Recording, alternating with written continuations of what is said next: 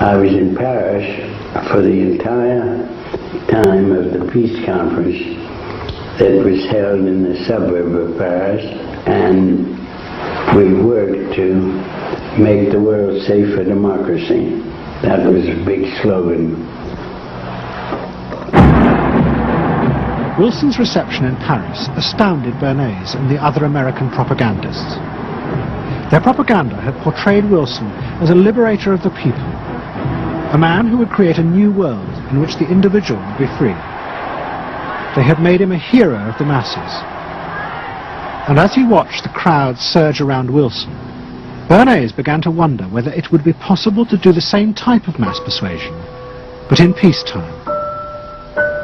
When I came back to the United States, I decided that if you could use propaganda for war, you could certainly use it for peace.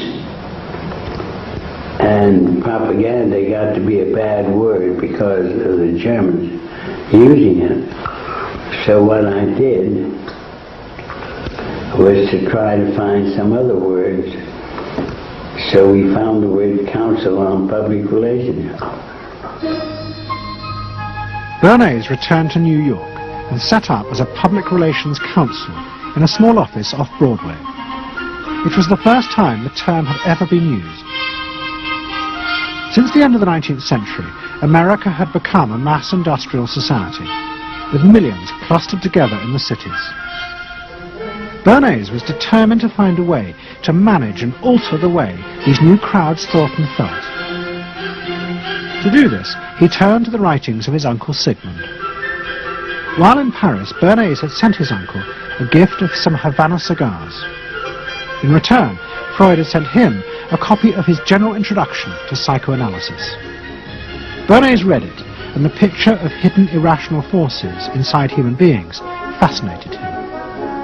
He wondered whether he might make money by manipulating the unconscious.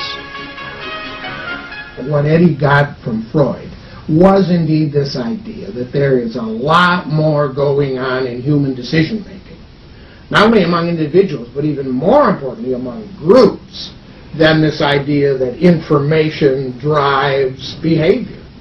And so Eddie began to formulate this idea that you had to look at things that would play to people's irrational emotions. And you see, that moved Eddie immediately into a different category from other people in his field and most government officials and managers of the day who thought if you just hit people with all this factual information, they would look at that and say, oh, of course. And Eddie knew that was not the way the world worked. Bernays set out to experiment with the minds of the popular classes.